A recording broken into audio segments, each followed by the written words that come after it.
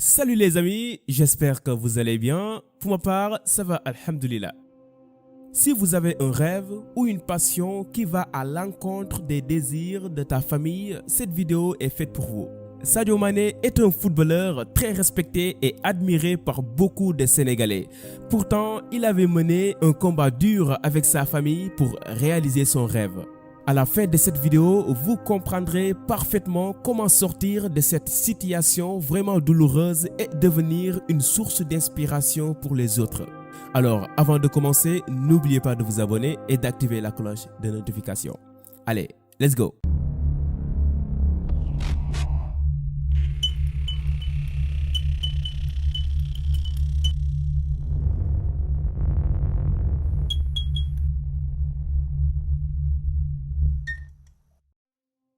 Sadio Mané est né le 10 avril 1992 à Bambali, un village qui se trouve à Sédhiou au nord du Sénégal. C'est à l'âge de 7 ans qu'il a commencé à développer un amour profond avec le ballon. Mais étant dans une famille pauvre et très religieuse, son enfance avec le football était très difficile. Son père était imam et évidemment tout imam rêve de voir sa progéniture suivre ses pas. Mais le petit Sadio avait une ambition très différente de celle de son père. Presque tous les jours, il jouait au foot et il lui arrivait souvent de cesser les cours pour se rendre sur les terrains de football. Ses parents n'aimaient pas cette attitude et n'hésitaient pas à lui frapper pour le dissuader. Mais à l'âge de 10 ans, lors de la Coupe du Monde 2002, Sadio Mané voit son désir de vouloir être footballeur boosté par la prestation incroyable des Lions de la Teranga. En 2002, il y a eu cette Coupe du Monde où le Sénégal a participé. Tu n'avais que 10 ans à cette époque-là. Est-ce que ça t'a donné envie de réaliser tes rêves? Je dirais plutôt que c'est cette Coupe du Monde qui a fait que ce qui m'a le plus marqué. Parce que j'étais jeune. Et je me rappelle, j'étais encore à l'école primaire avec mes amis.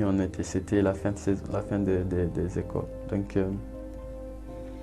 c'était le 31 juin, mai, je pense, quand le Sénégal jouait. On avait tous laissé pour aller regarder le match et après, quand le Sénégal, on vous a battu, tout le monde allait se jubiler. Enlever les t-shirts, courir partout. Et c'est vraiment une Coupe du Monde qui m'a marqué. Donc je pense que je ne vais jamais l'oublier. C'est ce qui a fait qu'aujourd'hui, je pense, qui m'a donné plus d'envie de devenir footballeur professionnel. C'est à partir de cette période qu'il a commencé à prendre le football au sérieux. Il participait aux tournois de football et au bout de quelques temps, il fait déjà le buzz dans tout son village grâce à son talent à manipuler le ballon. Mais encore une fois, sa famille lui bloque le chemin de ses rêves. Las d'être dissuadé, en 2007, alors qu'il n'avait que 15 ans, Mané fit une fugue pour se rendre à Dakar, la capitale, afin de trouver un club où il peut dévoiler son talent. Mais ses parents l'ont retrouvé quelques semaines plus tard et le ramena au village. Cependant, déterminé à poursuivre ses rêves, il dit à ses parents de lui laisser jouer au foot, sinon il continuerait à fuguer, mais ces derniers ne l'ont pas écouté. Il fugue de nouveau, mais cette fois-ci, il va à Mbour, une ville très réputée dans le milieu du football au Sénégal.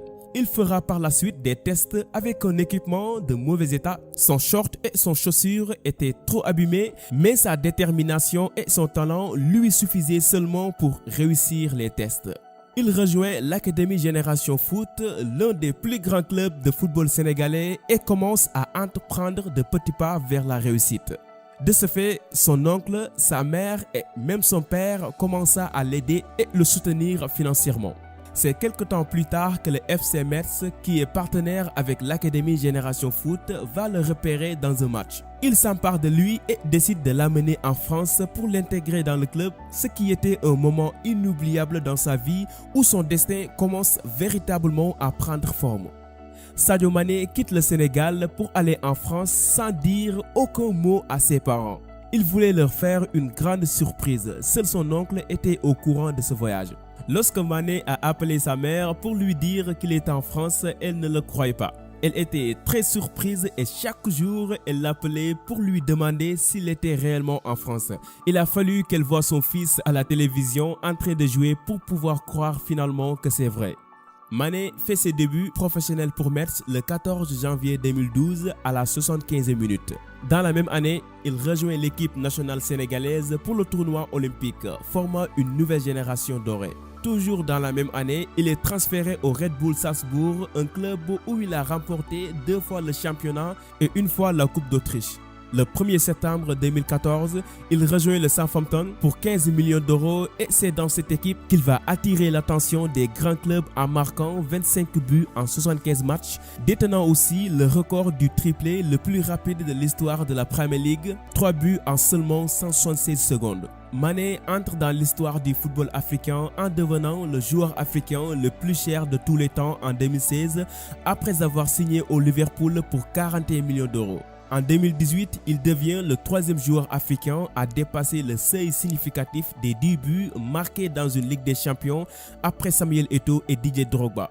Dans la même année, il accède à la finale de la Ligue des Champions, mais c'est en 2019 qu'il va le remporter. Il est notamment nommé par le titre PFA de meilleur joueur de la Premier League de l'année en 2018-2019. 11 d'or du meilleur joueur de la saison par 11 mondial en 2019 et 5 fois ballon d'or sénégalais. Aujourd'hui, il reçoit un salaire de 118 millions de francs CFA par semaine, devenant ainsi le joueur sénégalais le mieux payé. En équipe nationale, après avoir été éliminé de justesse en quart de finale de la CAN en 2017 par le Cameroun au tir au but, Sadio Mané amena son pays à la finale de la Coupe d'Afrique des Nations 2019 pour la première fois dans l'histoire du football sénégalais depuis 2002 avec la génération d'El Hadji Diouf et d'Aliou Cissé, l'actuel sélectionneur du Sénégal. Malgré que l'équipe a perdu la finale face à l'Algérie, Sadio devient cependant un des joueurs sénégalais qui ont marqué l'histoire du Sénégal. Sadio Mané est aussi l'un des footballeurs les plus aimés par les Sénégalais grâce à la participation au développement de son village. Il a mis en place un lycée moderne d'une valeur de 150 millions de francs CFA. Il a notamment d'autres projets comme la construction d'un hôpital et un stade dans son village natal. Il est vraiment une personne très généreuse et religieuse aussi. D'ailleurs, il manifeste souvent son appartenance à la communauté musulmane lorsqu'il marque un but. Il a même dit dans une interview que s'il n'était pas un footballeur professionnel, il serait certainement un imam dans une des mosquées de son village. Aujourd'hui, il a 27 ans et il lui reste beaucoup de chemin à parcourir dans le milieu de ce sport mondial. Vous savez, c'est très difficile de poursuivre ses rêves, surtout lorsque votre passion est différente à la réalité du milieu où vous vivez. C'est difficile parce que votre famille et votre entourage seront les premiers à vous mettre des bâtons dans les roues. Ils ne le font pas parce qu'ils vous détestent, mais au contraire, ils vous aiment. Ils ne veulent pas que vous preniez des risques. Ils veulent que vous fassiez ce que tout le monde fait pour avoir la garantie de réussir selon eux. Ils veulent vous imposer leurs idées en pensant vous protéger, mais sans savoir du mal qu'ils vous font subir. Et croyez-moi, ils ne vont pas écouter vos explications. D'ailleurs, vous n'avez même pas besoin de leur expliquer. Ce que vous devez faire est de leur montrer que vous pouvez réussir en faisant ce que vous aimez réellement, que votre passion ne vous mènera pas à votre perte. De ce fait, vous allez travailler dur et faire beaucoup de sacrifices comme Sadio Mané. Et lorsque la réussite sonnera à votre porte, votre famille, votre entourage comprendront et seront très satisfaits. J'ai expérimenté ce même cas avec mes amis et surtout avec mon père lorsque j'ai commencé à faire des vidéos sur ma chaîne YouTube. Mes amis se moquaient tout le temps de moi et mon père me voyait comme un pauvre jeune sans vision dans la vie. J'avais abandonné les études pour me concentrer sur ma passion et c'était très compliqué pour moi. Mais aujourd'hui, cette chaîne m'a permis d'être indépendant et d'entamer d'autres business tout en faisant ce que j'aime vraiment. Maintenant, ils ont compris, ils me soutiennent tous et suggèrent même ma chaîne aux autres. Encore une fois, n'oubliez pas que ce monde est bâti par des personnes qui avaient des visions ou une passion stupide aux yeux de leur entourage. Ne faites pas ce que les autres vous dictent de faire. Faites ce que votre cœur vous inspire de faire.